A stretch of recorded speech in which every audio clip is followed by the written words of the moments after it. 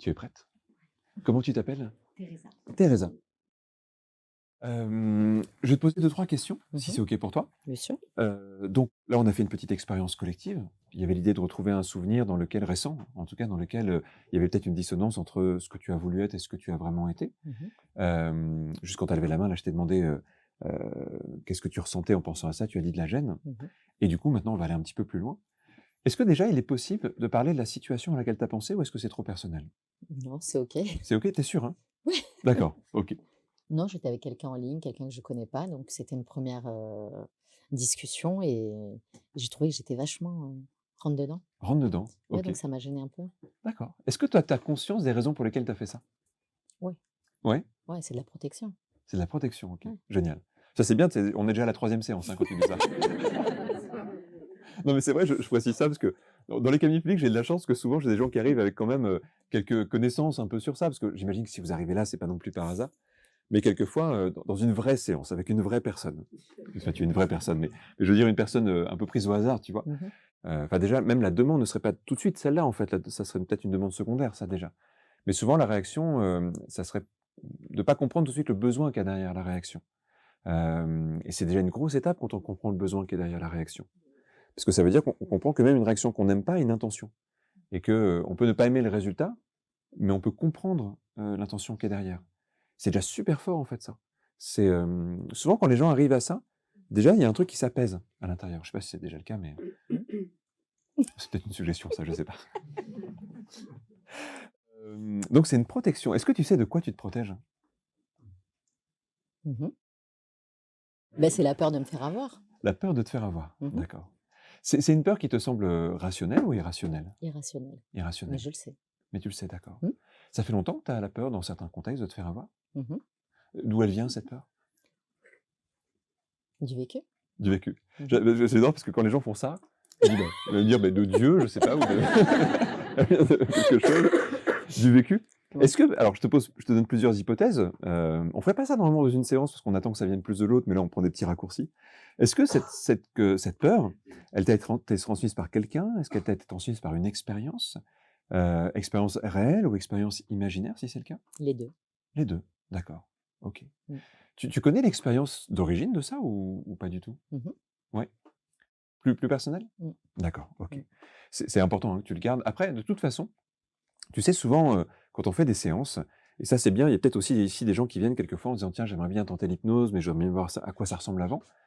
À l'origine, c'est même la première intention des cabinets publics, c'était de montrer à quoi ressemble l'hypnose pour les gens qui osaient pas y aller. Pour les gens qui disaient: «J'aimerais bien, mais bon, quand même, me retrouver seul avec quelqu'un qui fait de l'hypnose, pose des questions quand même». Donc c'était aussi pour rassurer, pour dire: «Voilà comment ça se passe une séance». Et il arrive dans des séances que les gens n'aient pas envie de parler de quelque chose. Et c'est très important de savoir que c'est possible dans une séance de ne pas raconter sa vie dans les détails, surtout quand il y a des choses dont on peut avoir peur ou honte ou qui sont très personnelles ou parce que c'est quand même particulier. On croit quelquefois qu'il faut raconter toute sa vie à un inconnu. Bon là, en plus, on est en public, donc ça rajoute encore quelque chose et puis ça va être sur France 2 demain, donc ça rajoute aussi quelque chose. Mais en fait, souvent, ce qui nous intéresse en tout cas, c'est pas l'histoire réelle, c'est comment tu réagis à cette histoire.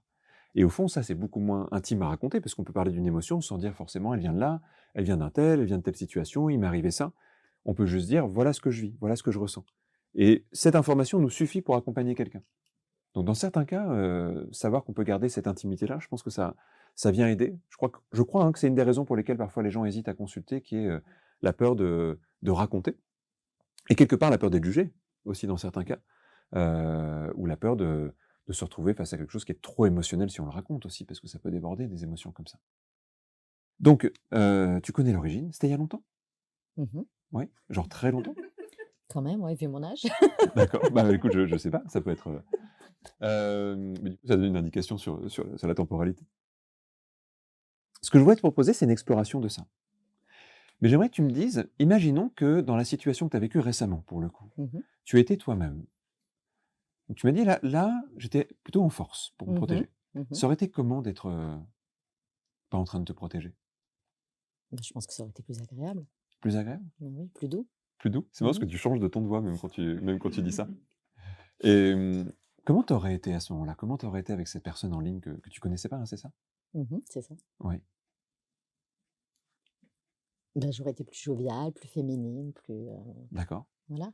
OK. Est-ce qu'il y a des contextes où tu l'es comme ça? Oui, bien sûr. OK, donc ce contexte-là a créé la protection, Mmh. alors que d'autres contextes n'activent pas cette protection? Exactement. D'accord, OK.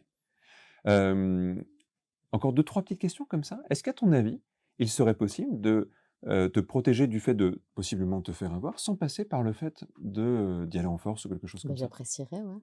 D'accord, Mmh. OK. C'est-à-dire qu'on pourrait garder l'intention de la protection, Mmh. tout en étant, bah, celle que tu es dans tu as parlé de douceur, de féminité ou de choses comme ça? Mmh. Est-ce que ça serait vraiment une bonne chose? Ah bah oui, D'accord, ouais, OK. clairement. Alors on va passer par une technique qui est, assez utilisée en hypnose, une technique, on va dire de changement de comportement. Il nous arrive qu'on puisse, faire évoluer un comportement, switcher de comportement. Mmh. Tu sais, en hypnose, souvent, on s'est basé sur des choses assez naturelles. C'est-à-dire qu'il y a des gens qui ont essayé d'étudier comment faisaient les gens qui naturellement changeaient de comportement et voir si on pourrait en tirer une sorte de processus par lequel on pourrait passer, tout en l'adaptant évidemment à la personne et à la situation. Et donc il y a des gens qui ont mis au point comme ça des expériences, des types d'expériences qui sont vraiment assez intéressantes. On va la décortiquer un petit peu entre nous. OK. Mais l'idée, en tout cas, c'est que tu puisses passer de cet ancien comportement à un nouveau comportement et de façon à ce qu'à la prochaine fois où il y a une situation un peu comme celle-là, bah, le nouveau comportement se mette en place. Top. Ça te plaît? Oui, OK. Je précise une chose, hein, si le nouveau comportement devait ne pas être satisfaisant, on pourrait revenir en arrière. d'accord. OK? Ou le OK, faire évoluer encore. d'accord.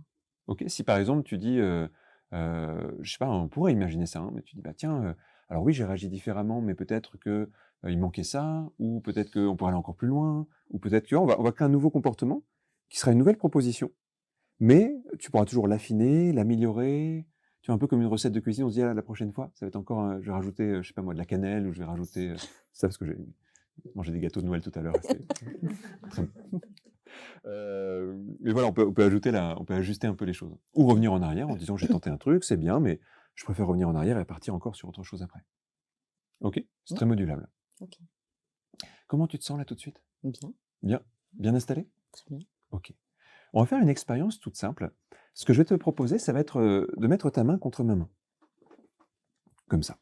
Super. Je vais demander d'appuyer un tout petit peu. Enfin pas trop, hein, comme ça, exactement. Ce qui fait que comme il y a une légère pression, bah, le bras est un peu en tension et si je commence à bouger un petit peu comme ça, naturellement, ton bras me suit. Comme un mouvement assez ralenti, assez doux. Et je vais te proposer de fermer les yeux pour encore mieux ressentir ce mouvement. Peut-être que tu vas remarquer que dès que tu fermes les yeux commencent à trembler un petit peu et qu'il y a plein d'autres choses qui vont commencer à se passer au niveau du corps, au niveau du ressenti.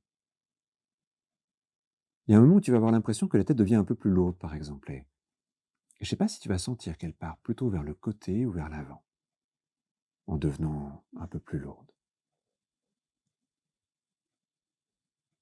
Peut-être que tu vas remarquer aussi que ce mouvement de la main commence à devenir un peu différent. Peut-être que tu pourrais même plus vraiment savoir si c'est moi qui bouge ou c'est toi qui bouge, et si c'est toi qui me suis ou moi qui te suis. Et quelquefois, quand on est vraiment complètement en train de partir dans une expérience qui nous fait voyager à l'intérieur de nous, on peut oublier de savoir en fait qui fait quoi.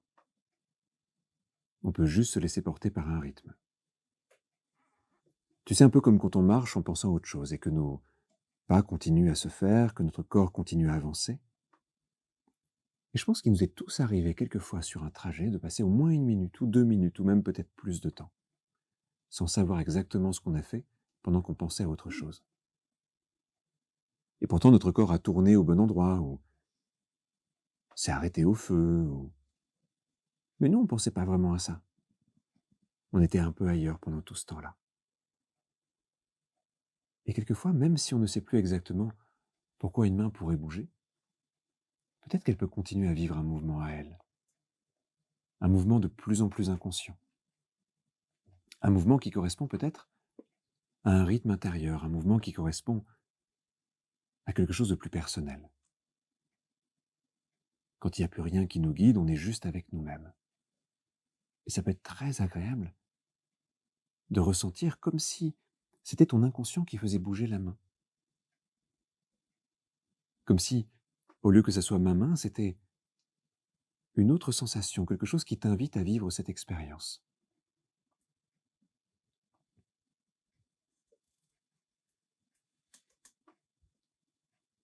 Et dans ces mouvements lents et progressifs de la main, dans le sourire d'un visage, dans la manière dont les paupières continuent à trembler, l'expérience va continuer à s'approfondir.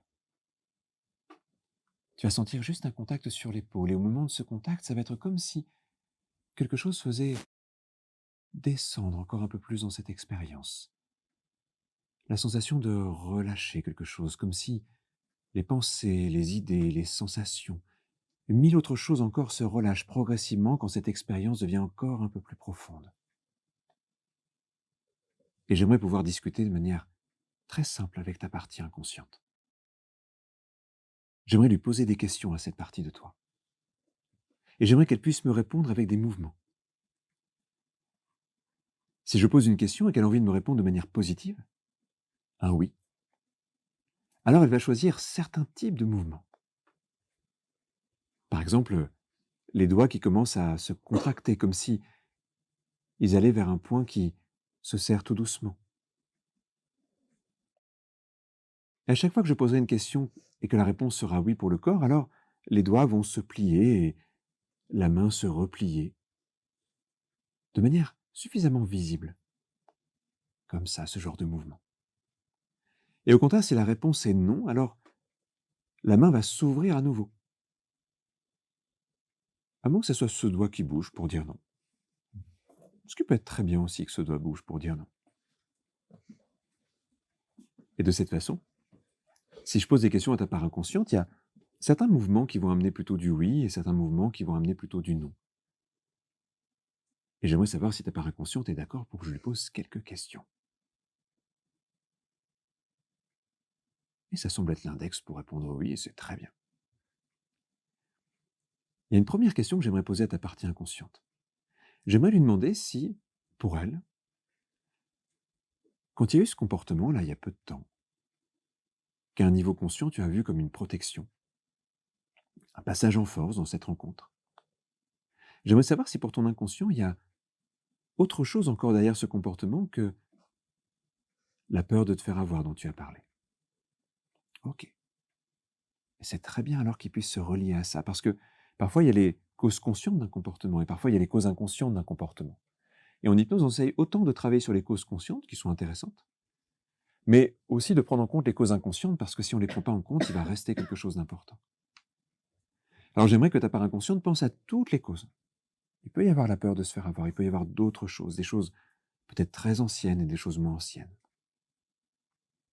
Et j'aimerais que l'index bouge quand ta part inconsciente sera reliée à toutes les causes de ce comportement. Très bien. Ça va souvent vite à un niveau inconscient. Alors il est possible que ces causes remontent jusqu'à la conscience. Il est possible que tu puisses en avoir conscience. Mais ce n'est pas une obligation. Si cette part de toi a envie de te donner aussi accès à ça, alors elle peut le faire. Et si elle veut garder ça pour elle, elle peut le faire aussi.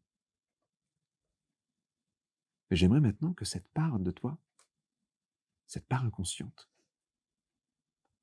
puisse penser à toutes les raisons de ce comportement. Et j'aimerais qu'elle me dise si elle est d'accord pour qu'on trouve d'autres manières de répondre à tes besoins, d'autres manières de répondre à tous les besoins qu'ont créé ce comportement, de manière plus intéressante, peut-être plus adaptée à celle que tu as aujourd'hui. Peut-être des manières qui vont t'aider à mieux vivre certaines situations, par exemple la situation de cette rencontre récente. Et cette part de toi a l'air très d'accord pour ça. Alors, j'aimerais qu'elle commence à imaginer, en sortant de tous les conditionnements qu'elle a pu avoir jusqu'à maintenant, en étant vraiment dans une imagination créative et libre, en imaginant vraiment les choses de manière peut-être plus large et plus spontanée, comme si tu faisais appel à toute ton inventivité inconsciente. Et il y a en nous une capacité d'adaptation et de créativité assez surprenante. C'est ce qui fait que tu es unique, c'est ce qui fait que tes réponses sont uniques. C'est ce qui fait qu'on peut inventer et réinventer, et que chaque personne porte en elle des capacités de création, qu'elle les utilise consciemment ou non. Et là, elles peuvent s'activer. Et quand cette partie de toi va être connectée à cette part créative, alors l'index va bouger encore un peu plus fortement. Peut-être même que ça crée dans l'esprit plein de pensées.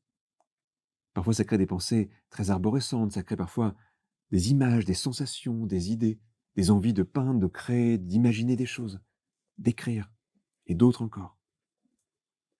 Mais pour l'instant, toute cette créativité va être au service d'une chose. Imaginez tous les comportements, toutes les façons d'être qui pourraient répondre à tes besoins, tout en te laissant être celle que tu as envie d'être dans ces rencontres. Et si celle que tu as envie d'être, c'est douce et féminine et peut-être que d'autres choses encore, l'idée c'est que ta part créative imagine comment concilier tout ça.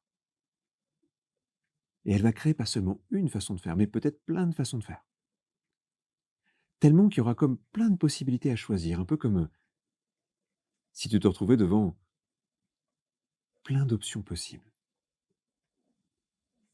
Et quand cette partie créative aura fait ce travail, alors le doigt va se remettre à bouger un peu plus fortement.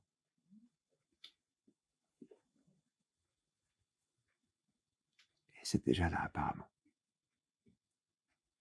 Alors ça va être comme si cette main allait chercher le comportement qui lui permet le plus approprié, celui qui lui semble le plus intéressant à vivre.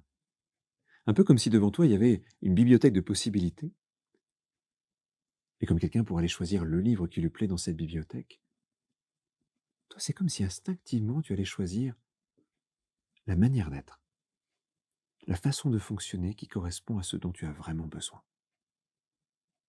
Comme si tu allais prendre quelque chose.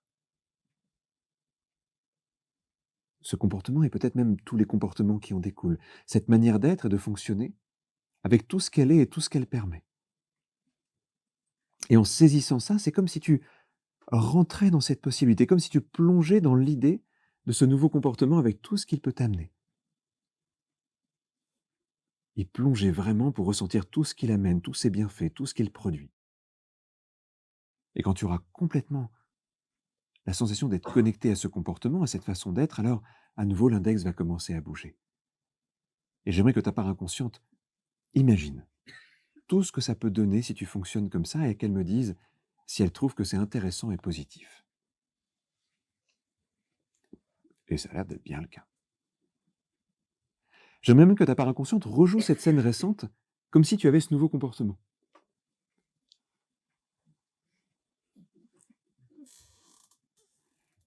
Comme si tu la vis, cette scène, avec quelque chose de différent. Et la voix, peut-être le regard, et peut-être les mots, et peut-être les façons de fonctionner, et le lien qui se crée, et en même temps la sensation de te sentir vraiment bien, et les protections dont tu as besoin sont toujours là. Mais en même temps, toi, tu peux être celle que tu as envie d'être, celle que tu es quand tu es toi, celle que tu es quand, dans d'autres contextes, il n'y a pas besoin de passer en force, il y a juste besoin d'être celle que tu as envie d'être. Et ça peut être super agréable à vivre. Tu peux même sentir un peu comme s'il y avait un bouton d'intensité.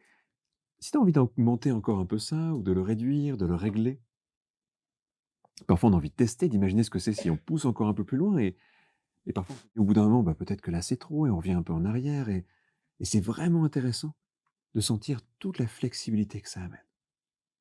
Mais il y a un moment où ça va te paraître juste, un moment où ça va te paraître extrêmement agréable, limite trop bien. Et j'aimerais savoir ce que ton inconscient en pense. Est-ce qu'il est d'accord avec ce fonctionnement-là? Est-ce que ça lui plaît? Est-ce qu'il est d'accord pour l'intégrer dès maintenant? Est-ce qu'il est d'accord pour que la prochaine occasion qui ressemble à ça, ce nouveau comportement se mette en place automatiquement, naturellement? Et tu n'auras même pas besoin d'y penser. Tu auras juste la possibilité de profiter. Parce qu'en fait, la plupart de nos comportements sont suffisamment spontanés pour qu'on ait simplement besoin de ne pas y penser et de laisser quelque chose se faire. J'aimerais remercier ta part inconsciente pour tout le travail qu'elle a fait. Parce que dans quelques instants, tu vas revenir tout doucement vers un état un peu plus ordinaire, mais peut-être que ta part inconsciente va rester encore quelques minutes dans cette main. Il arrive très souvent qu'une main reste un peu en transe, même quand le corps revient un peu dans un état ordinaire. Comme une sorte de cohabitation temporaire entre conscient et inconscient. Tu vas pouvoir prendre une bonne respiration. Revenir vers le présent. Recommencer à bouger un petit peu le visage, les yeux. Retrouver un bon contact avec tout ce qui est en train de se passer là.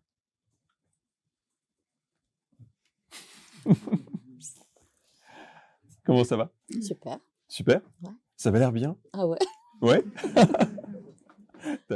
Qu'est-ce que tu as vécu là à la fin? Tu avais un grand sourire en tout cas, c'était Ouais, assez c'était beau. très serein. C'est très serein? Ouais, C'est ça le mot qui ouais, désigne, ouais, serein, calme. serein, calme? C'était pas voilà. OK.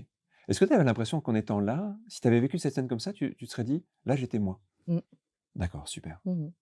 Comment tu as vécu les réactions inconscientes de ta main? Ben, j'en avais déjà fait, donc je sais que je suis Ah, tu sais que ça réactive. pouvait partir un peu comme ça? Ouais, ouais, je suis réactive. Est-ce que ton inconscient est encore là? Ouais. Ça reste encore un peu. Ça va inconscient? Bah, il faudra quitter un peu cette main tout à l'heure, hein, quand même. Mais, pour l'instant, en tout cas, tu peux rester un peu. C'était agréable cette séance? Après ça donne des déformations professionnelles, les gens parlent qu'à l'inconscient des autres. Vous imaginez, vous voyez un ami qui fait de l'hypnose comme ça, il parle qu'à votre inconscient. «Salut, ouais, attends, excuse-moi. Tu venu avec ton conscient? Super, on va parler aussi un petit peu». Non, tu veux manger quelque chose pendant que ça serait drôle d'être complètement décalé comme ça. Bah, merci en tout cas, c'était sympa. Hem, Tu sais, souvent quand on fait un changement de comportement, donc je le disais un peu à la fin, il y a un truc assez automatique. C'est un petit peu comme, je parlais tout à l'heure justement du fait qu'une grande partie de nos comportements étaient gérés automatiquement et heureusement, hein. Vous imaginez s'il fallait penser à tous nos comportements en permanence? Ça occuperait, plus que tout notre esprit, on n'aurait pas l'espace en fait pour ça mental. Donc souvent c'est organisé un peu à un niveau inconscient et quand on fait ce genre de travail, on essaie vraiment de faire en sorte que ça s'automatise pour qu'il y ait juste à constater, à se dire: «Ah, ah bah là j'ai agi comme ça». Et même souvent après coup. Sur le coup, on est dans la spontanéité Mmh. et c'est souvent peut-être 1 heure après ou le soir avant de dormir qu'on se dit: «Mais j'étais, sereine à ce moment-là». Et souvent les gens réalisent, bah, que la séance a eu lieu et que, ça a fait effet, une fois qu'il y a cette prise de conscience de: «Ah, ça s'est passé». Rien de particulier à dire, mais ça s'est passé et ça donne souvent une sensation de simplicité, de fluidité, en tout cas. Il y a une prochaine, expérience, où tu penses que ce comportement pourrait être testé? Demain? Demain?